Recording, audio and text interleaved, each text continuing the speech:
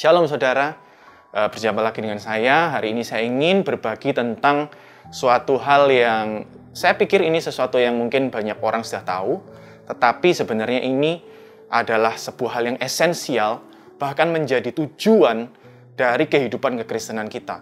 Dan saya percaya, jika kita benar-benar mampu untuk mempraktekkan tentang prinsip ini dalam kehidupan kita, maka kehidupan kita akan memiliki kehidupan yang maksimal dan sesuai dengan kehendak Tuhan.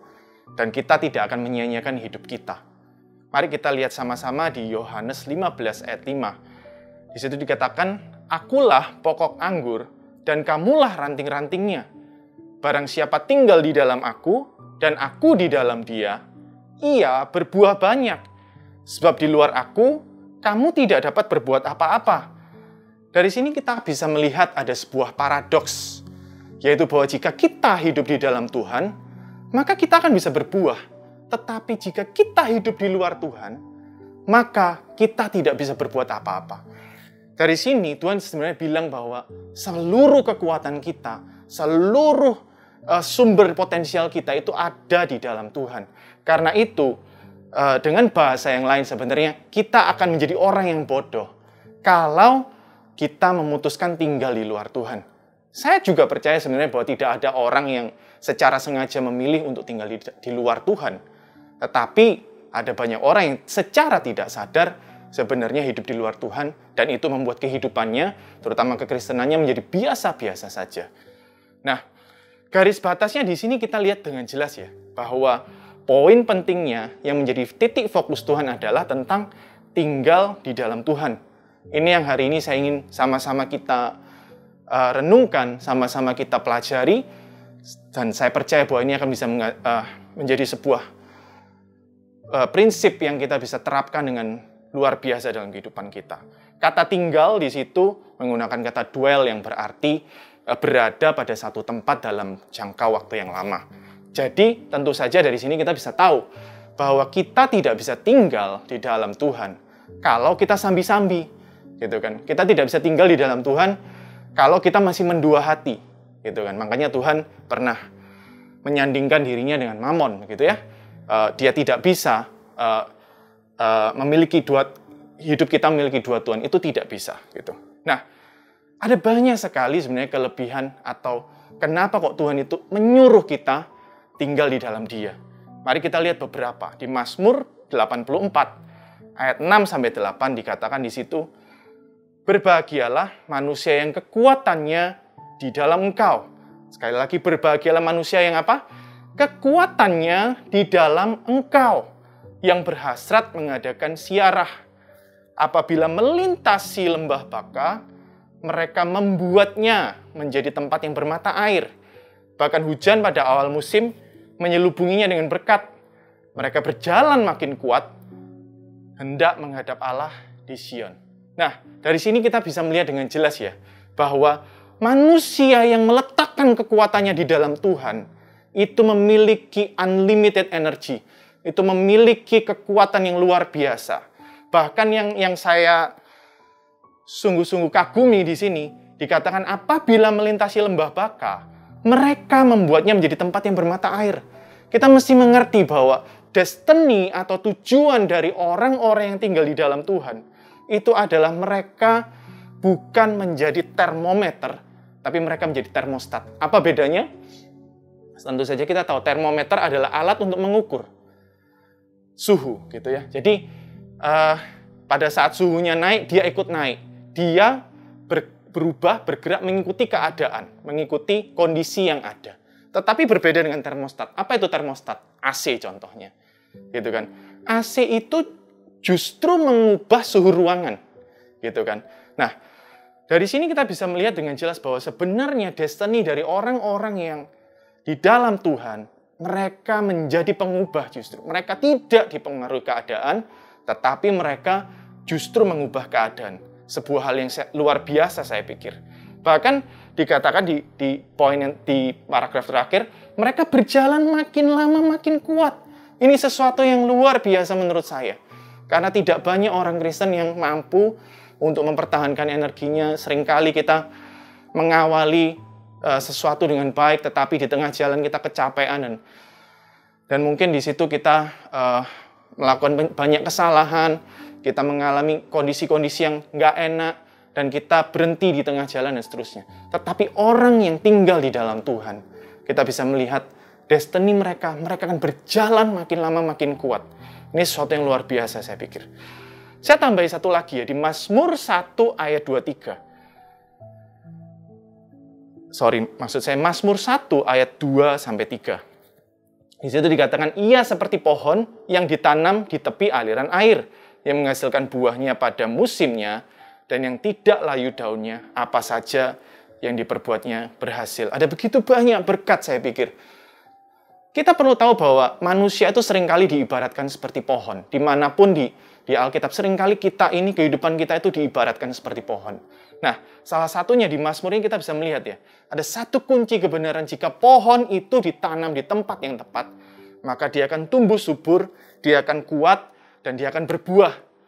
Destiny, kita pasti tahu bahwa destiny dari kehidupan manusia adalah berbuah, gitu kan. Tetapi buah ini tidak sembarangan, tidak tiba-tiba muncul. Ada satu kebenaran kita perlu tahu, bahwa kalau kita mau berbuah hidup kita, maka kita harus tertanam di tempat yang tepat. Nah, nanti kita akan lihat sama-sama bagaimana kita bisa tertanam di tempat yang tepat, gitu kan. Selain masalah buah, kita bisa lihat sekali lagi dikuatkan bahwa orang yang tertanam di tempat yang tepat itu tidak akan layu. Bahkan apa saja yang diperbuatnya berhasil. Saya pikir ini sebuah rahasia yang luar biasa yang mungkin kita tahu, tetapi mungkin kita tidak terlalu serius untuk mempraktekkan itu, sehingga kehidupan kita akhirnya menjadi kehidupan yang biasa-biasa saja begitu. Nah, sebelum kita lanjut, saya ingin kita untuk melihat ya tentang bagaimana seseorang itu bisa sampai ke level tertanam. Ada tahapan-tahapan ternyata bahwa orang itu kemudian bisa tinggal atau tertanam di rumah kediaman Tuhan. Nah, semua ayatnya ada di Mazmur, karena saya pikir Mazmur ini adalah pernyataan cinta ya dari penulisnya gitu kan kepada Tuhan. Mazmur 26 ayat 8 itu dikatakan, ini ayat yang romantis menurut saya, dan saya suka sekali ayat ini. Mazmur 26 ayat 8 dikatakan, Tuhan, aku cinta pada rumah kediaman-Mu dan pada tempat kemuliaan-Mu bersemayam. Ini jelas sekali di sini dilihat ya, bahwa bagaimana seseorang itu bisa mencintai rumah Tuhan, gitu kan? Karena gini, cinta itu nggak bisa dipaksakan. Cinta itu tidak bisa dimanipulasi, tidak bisa diusahakan dengan cara-cara yang biasa-biasa saja. Cinta itu mesti timbul karena dia ada rasa nyaman di situ, gitu. Nah, kalau orang bisa sampai satu titik, penulis Mazmur ini bisa sampai satu titik mencintai rumah kediaman Tuhan, gitu kan? Kenapa kita nggak bisa? Kita pasti bisa, tetapi ada tahapan-tahapannya, gitu kan? Mari kita lihat sama-sama. Ada tahapan-tahapannya, gitu. Dan saya pikir kita akan bisa merefleksikan ini dalam kehidupan kita. Anggap saja kita ini baru beli rumah baru, begitu ya, atau kita mendapatkan rumah baru, atau kita mungkin kontrak menyewa, gitu kan. Kita masuki rumah baru, gitu. Tidak di awal belum tentu kita langsung bisa tune in dengan rumah itu, gitu kan. Nah, Mazmur 84 ayat 11 sampai 12. Mazmur 84 ayat 11 sampai 12 dikatakan di situ, sebab lebih baik 1 hari di pelataranmu daripada 1000 hari di tempat yang lain. Lebih baik berdiri di ambang pintu rumah Allahku daripada diam di temah orang fasik. Sebab Tuhan Allah adalah matahari dan perisai. Kasih dan kemuliaan Ia berikan. Ia tidak menahan kebaikan daripada orang yang hidup tidak bercela. Di sini ada fase awal di mana orang itu masih membandingkan hadirat Tuhan dengan kemah orang fasik, begitu kan? Di awal-awal kita masuki rumah atau kita memilih rumah, kita pasti akan membandingkan rumah ini kebaikannya apa, kelebihannya apa, kekurangannya apa, dan sebagainya. Nah, dari sini kita bisa melihat pemazmur ini kemudian mengatakan memang lebih baik. Awal-awal pada waktu kita ini mau mencoba untuk tinggal di dalam hadirat Tuhan, maka kita perlu mendapatkan dulu bahwa memang lebih baik tinggal di dalam rumah Tuhan dibandingkan yang lain. Kalau kita tidak mendapatkan poin ini, maka kita tidak akan mendapatkan sense untuk tinggal di situ gitu. Tentunya di sini kita bisa melihat ternyata pada waktu kita bisa bilang ini lebih baik adalah kenapa? Ya karena kita mengalami perbuatan-perbuatan Tuhan, kebaikan-kebaikan Tuhan, kemahakuasaan Tuhan, kemuliaan Tuhan. Dan dari situ kita mungkin mulai merasa nyaman dengan itu. Dan kita mulai untuk merasa, iya ya benar, lebih baik tinggal di dalam rumah Tuhan. Kemudian apa? Kita lihat di Mazmur 27 ayat 4. Setelah kita mencoba-coba dan membandingkan, di Mazmur 27 ayat 4 dikatakan, satu hal telah kuminta kepada Tuhan, ini ada lagunya ya. Satu hal telah kuminta kepada Tuhan, itulah yang kuingini. Diam di rumah Tuhan seumur hidupku, menyaksikan kemurahan Tuhan, dan menikmati bait-Nya. Dari sini kita bisa melihat ada sebuah keinginan, ada sebuah permintaan. Awalnya kita tahu bahwa itu lebih baik gitu kan, karena kita sudah membandingkan semuanya, dan kita menemukan, ya saya pilih yang ini saja. Saya pilih tinggal di rumah Tuhan. Setelah itu, kita mulai memiliki keinginan. Buat orang-orang yang suka sambal, saya pikir pertama kali kita tidak akan langsung suka dengan sambal. Saya pertama kali mencoba sambal pada waktu kecil, saya kapok. Saya nggak mau makan sambal. Tapi sampai satu titik kira-kira di masa-masa SMA saya mencoba kembali dan saya menemukan kenikmatannya gitu. Dan sampai kemudian setelah mencoba berbagai macam sambal gitu ya, kemudian saya mulai menemukan iya ada enaknya gitu kan. Nah dari sini kita bisa melihat gitu bahwa apa yang awalnya kita itu oke, ini baik, lama-lama itu akan menjadi sebuah keinginan. Bahkan lama-lama bisa menjadi sebuah sense ketagihan gitu kan. Nah, di sini poinnya adalah kalau kita mau itu menjadi sebuah kebutuhan, rasa butuh, kalau itu mau rasa butuh itu timbul, maka kita perlu merasakan nikmatnya dulu tinggal di dalam rumah Tuhan. Kalau itu tidak terjadi, maka kita tidak akan mampu untuk tinggal di dalam rumah Tuhan. Kita pasti akan cari rumah-rumah yang lain. Kita pasti akan mencari sumber-sumber yang lain begitu. Nah, dari situ akan mulai muncul yang namanya ketergantungan. Sama seperti orang berpasangan gitu ya. Mungkin ada sense bucin di situ, ya kan? Tapi ini bucin yang rohani gitu kan. Bahwa kita kalau tidak tinggal di dalam Tuhan itu kayak ada yang nggak enak gitu. Nah, saya nggak tahu apakah saudara-saudara pernah merasakan itu, tetapi jikalau kita pernah merasakan ini, kita perlu tahu bahwa kita sudah mulai tune in, kita sudah mulai menikmati, kita sudah mulai merasakan rasa nyamannya tinggal di dalam rumah Tuhan. Kemudian yang terakhir, level yang paling tinggi itu adalah muncul ikatan. Sama-sama kita lihat ya, Mazmur 23 ayat 6. Kebajikan dan kemurahan belaka akan mengikuti aku seumur hidupku. Dan aku akan diam dalam rumah Tuhan sepanjang masa. Di level ini, kita sudah tidak ingin yang lain. Di level ini, bahkan kita itu tidak perlu melakukan apa-apa. Dikatakan di situ kebajikan dan kemurahan belaka yang akan mengikuti aku seumur hidupku. Jadi kalau di level-level yang sebelumnya ada usaha yang perlu kita lakukan. Ada proses pengenalan, ada proses penyesuaian yang harus kita lakukan. Tapi di level ini, kita benar-benar sudah menikmati. Kita benar-benar sudah terbiasa dan udah nggak kepingin yang lain. Saya pikir ini sama seperti pada waktu kita berpasangan gitu ya. Awal-awal kita berpasangan, pasti ada proses-proses penyesuaian. Tapi sampai satu titik, begitu kita terus-menerus berproses, sampai satu titik kita akan menemukan titik kenyamanannya. Bukan berarti tidak akan ada proses, tetapi kalaupun ada proses, itu bukan sesuatu yang sulit untuk menemukan penyesuaian. Kenapa? Karena udah tune in, udah klop, udah nemu titik nyamannya gitu. Gitu juga di dalam hadirat Tuhan. Orang itu mungkin akan tetap mengalami masalah gitu kan. Tetapi itu tidak akan membuat dia ingin keluar dari hadirat Tuhan. Bahkan mungkin di awal-awal, di fase awal tadi, orang itu bisa aja ngikut Tuhan karena dia ingin sesuatu, ingin berkatnya Tuhan, ingin perlindungan Tuhan, ingin pertolongan Tuhan dan semuanya. Tetapi di level ini, dia akan bisa berkata bahwa kalaupun Tuhan tidak tolong aku tetap akan tinggal di dalam Tuhan. Ini sebuah kebenaran yang saya pikir kita bisa renungkan dan kita bisa refleksikan. Kita sampai di titik mana? Kalau kita belum sampai di titik yang terakhir ini, maka ada kemungkinan suatu saat mungkin goncangan terjadi, kita bisa aja memutuskan keluar daripada hadirat Tuhan. Dan pada waktu itu, kita akan kembali ke titik nol, gitu kan. Nah, bagaimana?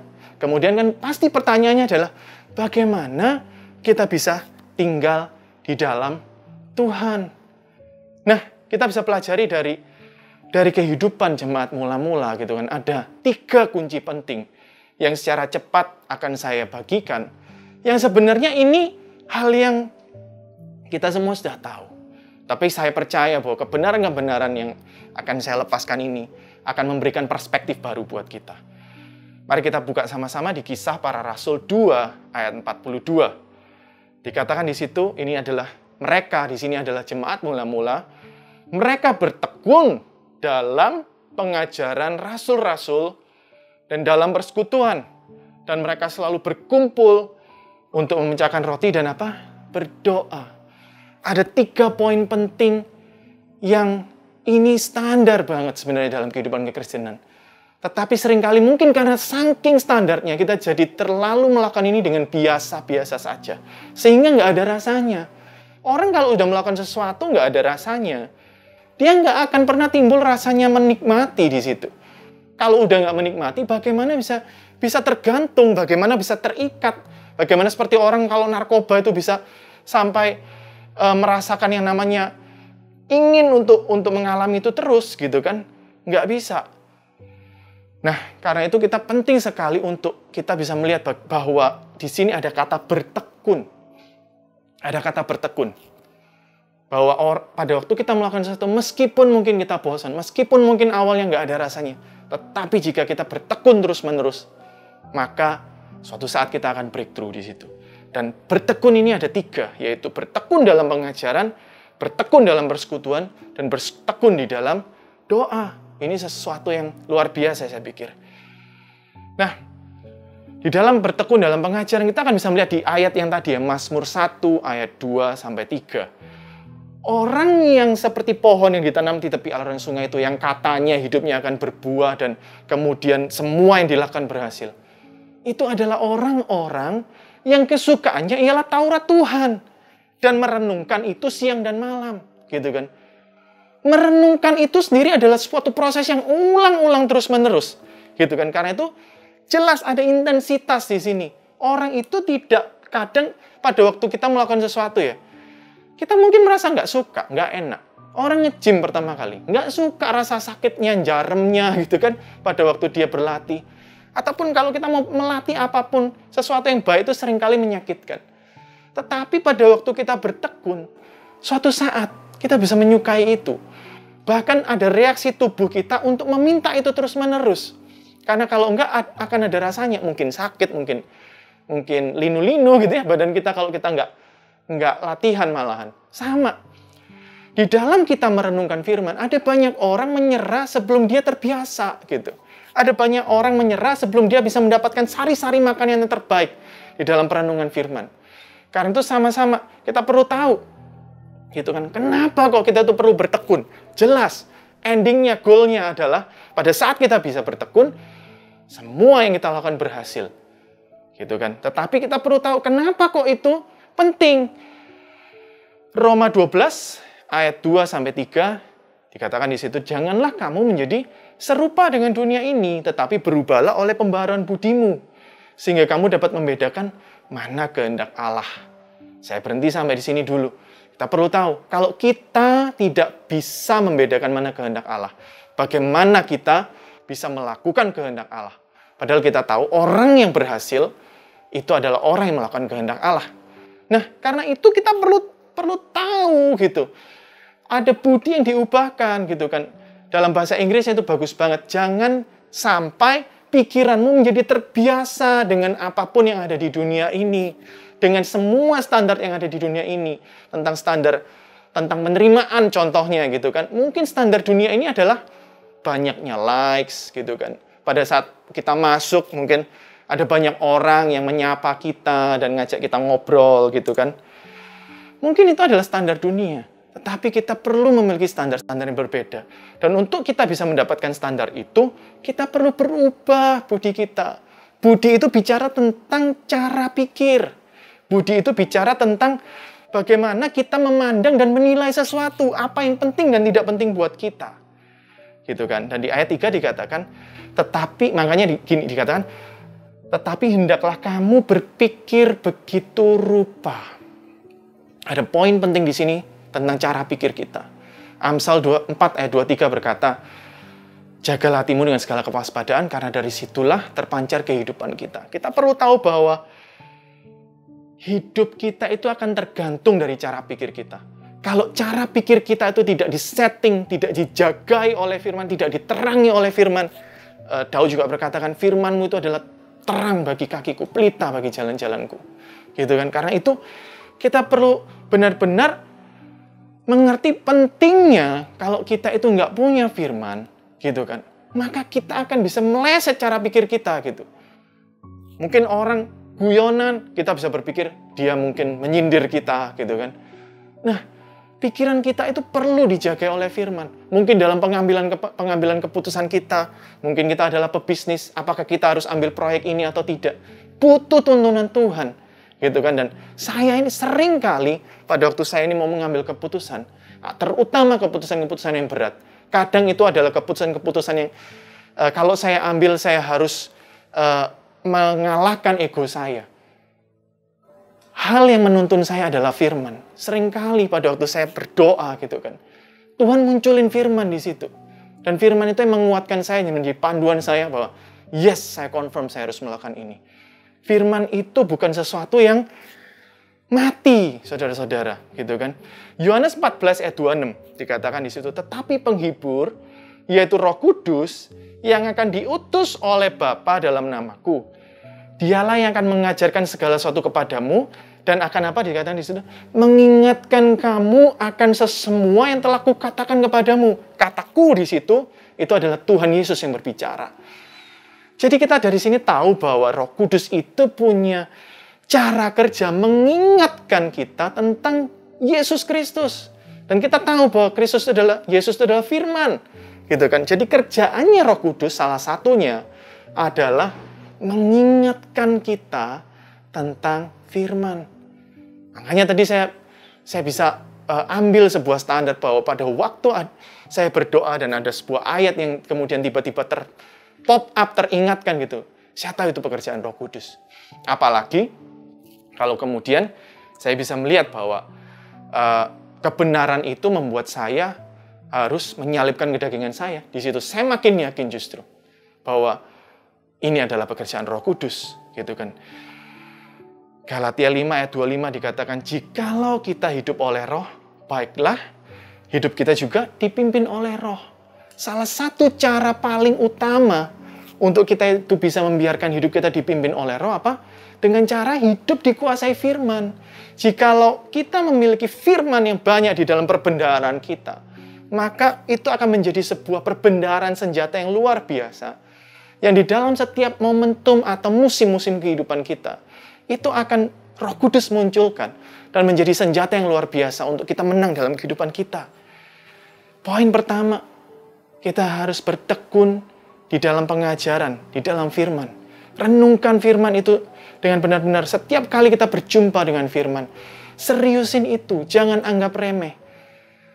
Bahkan satu ayat yang sederhana saja atau sebuah kata yang sederhana saja, jikalau kita ulang-ulang, tiba-tiba itu akan memiliki representasi yang luar biasa dalam kehidupan kita. Gitu kan. Nah, poin yang kedua apa? Bertekun di dalam doa. Mazmur 92 ayat 14 dikatakan di situ, mereka yang ditanam di dalam bait Tuhan akan bertunas di pelataran Allah.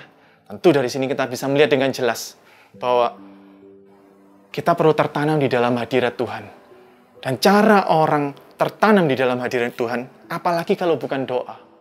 Karena saya percaya bahwa doa itu adalah ekspresi keintiman kita dengan Tuhan. Doa adalah ekspresi keintiman kita dengan Tuhan. Doa itu bukan sesuatu yang terprogram. Doa bukan sesuatu yang kemudian kita hafalkan sesuatu dan kemudian kita katakan. Doa itu mesti lahir dari sebuah hubungan yang genuine, yang asli gitu, yang memang tidak direkayasa. Doa itu bukan seperti kita laporan kepada presiden, tapi doa seperti bercakap-cakap dengan orang tua kita atau orang-orang terdekat kita. Kita bisa ekspresikan segala sesuatu. Kita bisa ekspresikan kegemasan kita bisa ekspresikan ketakutan kita, permohonan, perlindungan kita. Kita bisa ekspresikan pengharapan-pengharapan kita, dan seterusnya, dan seterusnya. Gitu kan. Nah, mari kita lihat beberapa poin penting, kenapa kok kita memang perlu tertanam di dalam doa. Roma 12, ayat 11-12. Roma 12, ayat 11-12 dikatakan, janganlah hendaknya kerajinanmu kendor, biarlah rohmu menyala-nyala dan layanilah Tuhan. Selanjutnya, bersukacitalah dalam pengharapan, sabarlah dalam kesesakan, dan apa? Bertekun dalam doa. Ini poin penting sekali kalau kita perlu tahu bahwa kunci starter gitu kan, kalau kita mau menyalakan sebuah mesin mobil, maka kita perlu starter dulu gitu kan. Nah, kunci starternya itu kalau kita mau membuat roh kita menyala, caranya adalah dengan apa? Bertekun dalam doa. Nah, ini saya pikir yang udah mulai ditinggalkan orang hari-hari ini. Apalagi dengan banyaknya distraksi kita di sosial media, informasi-informasi yang berita yang berseliweran gitu ya, yang berterbaran di sekeliling kita. Itu membuat kita itu seringkali tidak memiliki saat teduh yang cukup. Saat teduh yang baik, yang memang benar-benar layak dan pantas untuk roh kita, itu untuk tinggal tenang, beristirahat dalam hadirat Tuhan. Ini hal yang mahal hari-hari ini. Dan kita perlu sadari ini. Kita perlu kembali menerapkan disiplin di sini. Tantangan hari-hari ini dalam berdoa, saya pikir berkali-kali lipat lebih susah daripada zaman dulu, sebelum teknologi atau media itu begitu pesat. Dan tantangannya besar sekali. Justru karena tantangannya besar, kita perlu bertekun dan bersungguh-sungguh di sini. Yakobus 5 ayat 17. Elia adalah manusia biasa sama seperti kita, dan ia telah sungguh-sungguh berdoa supaya hujan jangan turun, dan hujan pun tidak turun di bumi ini selama 3 tahun dan 6 bulan. Kita mesti tahu satu hal. Kunci kehidupan yang berkuasa itu ada di dalam doa. Dalam bahasa Inggrisnya, kata bersungguh-sungguh itu pakai kata fervently, yang artinya melakukan itu dengan intensitas yang kuat. Kita perlu tahu kalau kita mau doa kita berkuasa, maka kita perlu intens berdoa. Kita perlu benar-benar tinggal di dalam kehidupan doa yang bukan karena program, yang bukan karena kita ingin sesuatu, tetapi karena itu adalah sebuah gaya hidup. Kalau kita tidak melakukan, rasanya aneh. Mari sama-sama kita merenungkan ini. Apakah hari-hari ini kita masih tinggal di dalam kehidupan doa yang kuat? Atau justru kita mulai meninggalkan itu? Poin yang ketiga, saya nggak punya banyak waktu. Bertekun yang ketiga, bicara tentang bertekun dalam persekutuan, berbagi dan memecahkan roti. Gitu ya.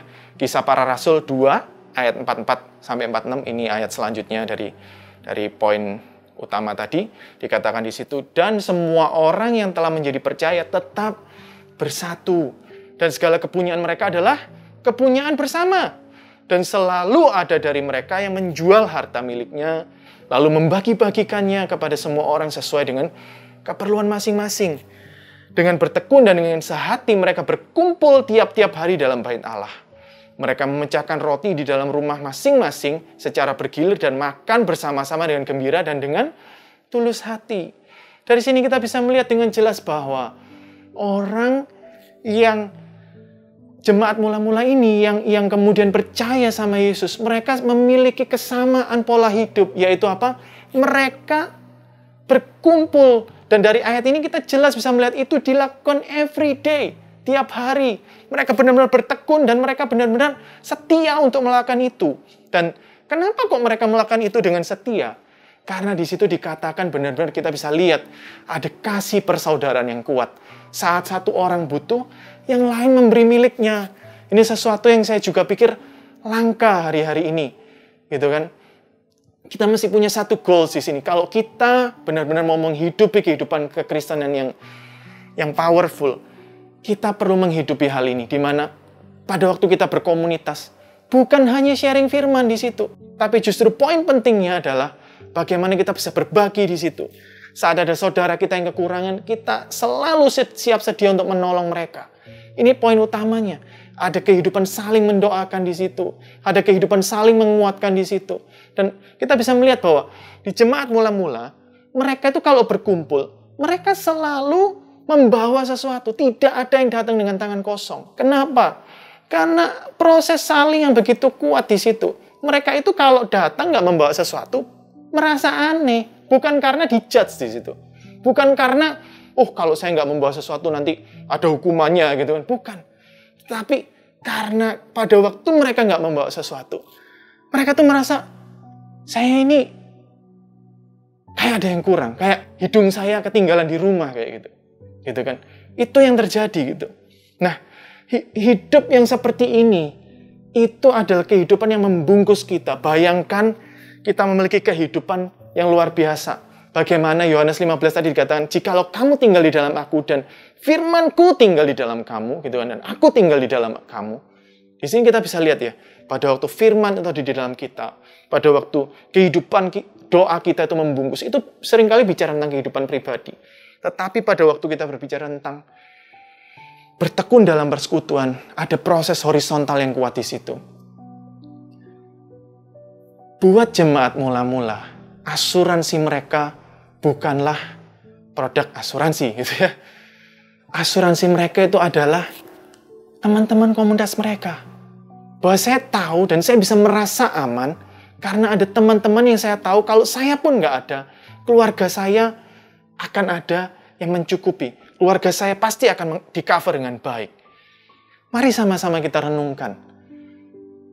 Kita perlu memiliki intensitas di dalam Tuhan, di dalam bertekun tadi gitu kan.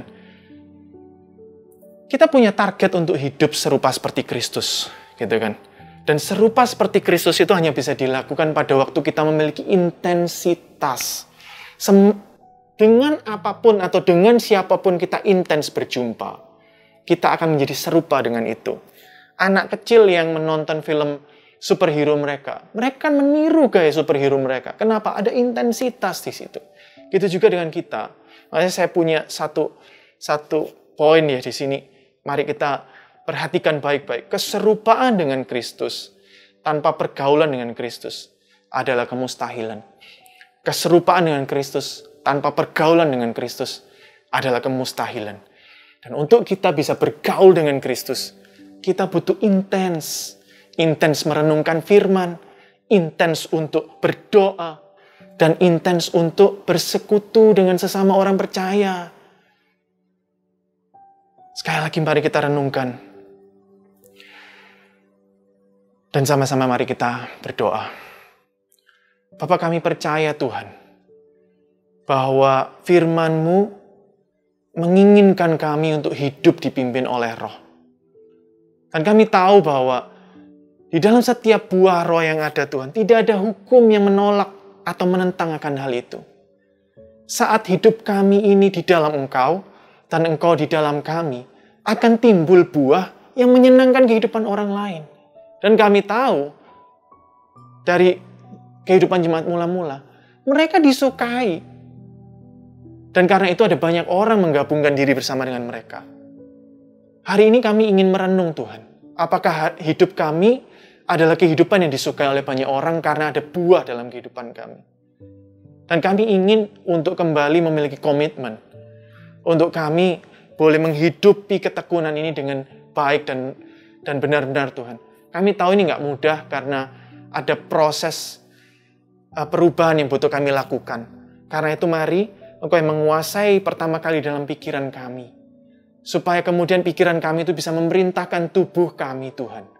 Untuk terbiasa merenungkan firman-Mu, berdoa, dan bersekutu dengan sesama orang percaya Tuhan. Dan kami percaya bahwa saat kami melakukan ini Tuhan, maka kehidupan kami akan menjadi kehidupan yang maksimal, yang berbuah, disukai banyak orang, dan kami boleh mempermuliakan nama-Mu Tuhan. Di di dalam hidup kami. Terima kasih Tuhan.